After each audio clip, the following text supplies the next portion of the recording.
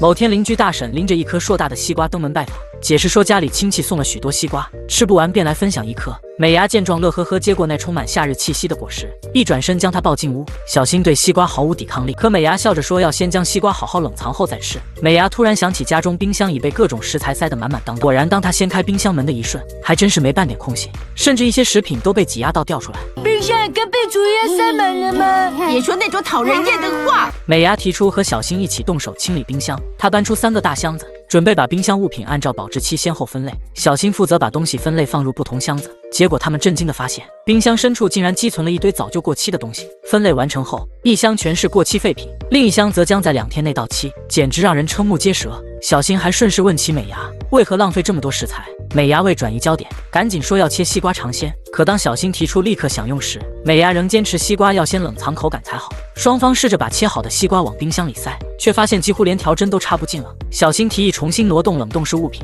但美伢却想先把西瓜吃个痛快，再把剩下的其他食品塞回冰箱。对此权宜之计，小新表达了不认同，觉得美伢此举还是缺乏规划，一直往后拖延的美伢风格，然后冰箱里就会堆满了过期食品，这就是美伢风格。美伢有点沮丧，随即瞥见小新手里拿的是新买果汁而不是快过期的牛奶，也忍不住表达失望。收拾冰箱的过程继续进行，忽然一个用报纸包裹的神秘包袱勾起了美伢的注意，她让小新先探探究竟，谁知一拆开居然是一条小内裤。小新这才回忆起自己曾因一时顽皮将它放进冰箱。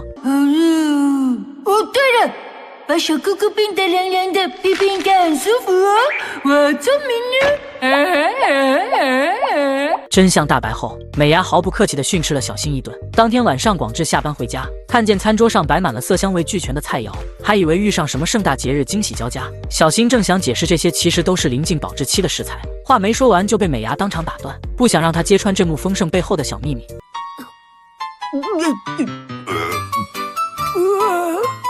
西瓜怎么办啊？我吃不下了。不用急着吃也没关系了，真的好饱啊。小梅跟老大的甜蜜关系，这是正南新闻的独家大头条哦。这是什么东西啊？松坂老师，正南新闻？不是啦，甜蜜关系到底是什么意思啊？你们这些臭小孩！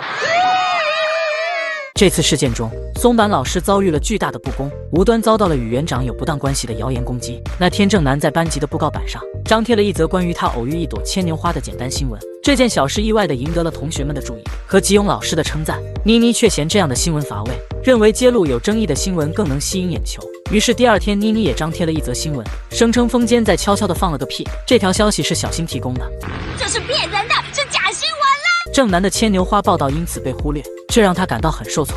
在操场上独自沉思的正南开始思考如何再次引起同学们的关注。风间向他透露，人们通常对负面新闻更感兴趣。听了这话，正南决定转向揭露负面新闻，并开始在幼儿园内寻找素材。同时，为了吸引更多的关注，妮妮找到小新，用一盒小饼干作为激励，让他为他搜集更多的八卦新闻。在这种情况下，当正南也在寻找负面新闻时，偶然遇到小新，他立刻用2盒小饼干诱使小新转变立场。小新随后带着正南秘密观察办公室，希望能发现一些能成为新闻的负面事件。正南无意中听到了松坂老师被朋友放鸽子的消息，而看到松坂老师从办公室里出来时那沮丧的表情，他决定把这件事作为独家爆料。这则新闻迅速在同学中引起了轰动，但是正南的欢喜还未持续多久，妮妮几乎在同一时间爆出了相同的新闻，并且她的报道方式更具戏剧性和吸引力。实际上，小新将这个故事也告诉了妮妮，作为交换，妮妮给了他3盒小饼干，这让小新开始在新闻交易中小试牛刀。给你4个小饼干，这次你要给正南新闻独家哦。小新和正南偷偷观察松坂老师，恰逢园长前来安慰，并递给松坂老师一些甜点。本来正南想要将这段温馨的场面曝光，但小新认为这样的新闻缺乏冲击力，阻止了他。小新施展他的标题制造技巧，最终将新闻曲解为松坂老师和园长暧昧不清，制造了一个更大的话题。甜蜜关系到底是什么意思啊？那是小新他那个自暴自弃的小梅把正南当成出气筒。那个新闻给我给你10个饼干哦。在春日部镇上出现了一对十分独特的双胞胎，他们在1米范围内相互对峙时会激烈打闹，而一旦距离超过这个界限就会立刻放声大哭。这种奇特的行为让小新他们都感到好奇。今天就在众人享受悠闲的午后时光时，小新又一次突然出现，他的蛇装使得正南吓得要命。与小新交朋友无疑是一场胆战心惊的冒险。为什么？因为春天到了，人家想假装吃副什么？小心，不要吓人家嘛！这时，一位哭泣的小孩走过，立刻成了大家关注的焦点。特别是这是大家第一次见到这位小朋友，让所有人都很好奇。要搜一搜那孩子身上，对吧，老大？对，要把值钱的东西通通……我们又不是山贼。小新立刻用他的蛇桩挡住了这个小孩的去路，令这个已经很是不安的孩子哭得更加厉害。似乎小新的帮助总是适得其反。经过询问，他们了解到这个孩子名叫河野，他是刚刚搬来的，和他的哥哥一起出门后不慎走散了。这件事情很快就被委托给了春日部防卫队处理。正当大家准备前往警察局时，小新突然宣布他需要上厕所。在前往厕所的路上，小新又一次遇到了正在哭泣的河野。尽管小新的心里充满疑惑，他还是没忘记自己的初衷上厕所。小新竟然将自己的蛇桩套在了河野的身上，接着把他绑了起来，简直就像是在遛狗一样。当其他人赶到与小新会合时，已经受够了一天种种奇遇的河野哭得更加厉害，河野的哭声更是愈加凄惨。在春日部的警察局内，一个巨大的误解被揭开，原来河野并非一个人，而是双胞胎。有两个长得一模一样的人，分数分身术，麋鹿的复制人。只是双胞胎吧？大家本以为会见证一个温馨的团聚，但情况远非如此。当两个孩子靠近时，他们的脸色立刻变得生气勃勃，随后便开始争吵和打闹。这样的场面与所有人预想的温馨重逢截然相反。我旁边这个是全世界最坏的人哦！不对，他才是全世界最坏的人啦！小新总能找到解决问题的另类方法，这次也不例外。他的蛇装衣服试图用它来平息冲突。出乎意料的是，这奇装异服不仅止住了孩子们的泪水，反而让他们高兴地跳了起来。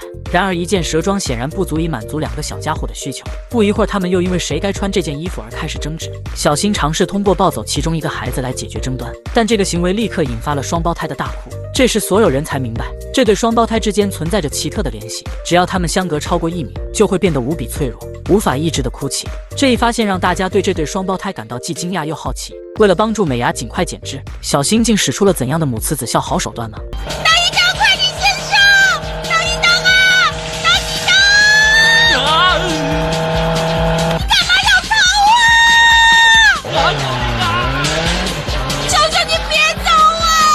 某个中午，美伢到一家店检测体脂肪率，结果却惊讶地发现指数竟高达29%。店员提醒只要到30%便算肥胖。虽说美伢外表看起来挺苗条，但其实内脏脂肪积累的相当严重，若不加紧减肥，可能引发各种健康问题。为着自身健康着想，美伢买了一个计步器，打算每天走上1万步，好把脂肪率降下来。小新得知后，一脸兴奋地命令美伢替他端茶倒水，还理直气壮地说自己这是在帮他燃烧卡路里。美伢心里纵使再不爽，也只好暂时照办。与此同时，小葵也用他的婴儿语言指示美伢做事，但美伢却完全听不懂他在说些什么。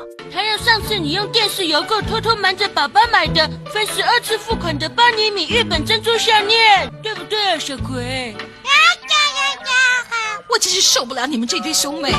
在替小葵争取到一条项链后，小新又变本加厉，让美伢跑出去给他买蛋糕。结果这次美伢终于反应过来，一气之下把小新揍得惨叫连连。她随后看了看计步器，才知道自己忙活了半天却只走了1000多步。为了凑足那1万步的目标，她便把家务活统统揽了过来。即便一不小心从2楼滚下，也凭着坚韧的意志爬回去继续干活。但折腾了大半天，进度仍然不尽如人意。就在美伢懊恼之际，快递员敲门送包裹。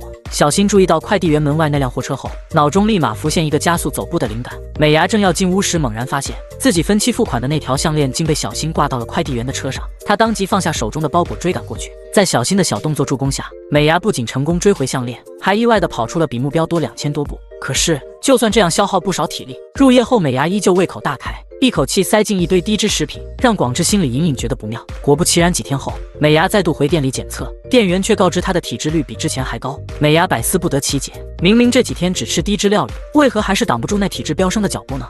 爸爸果然厉害，真了解自己的老婆。妈妈，你要怎么办？再试一次万步计吗？啊，我可没那么大的毅力啊！伤脑筋。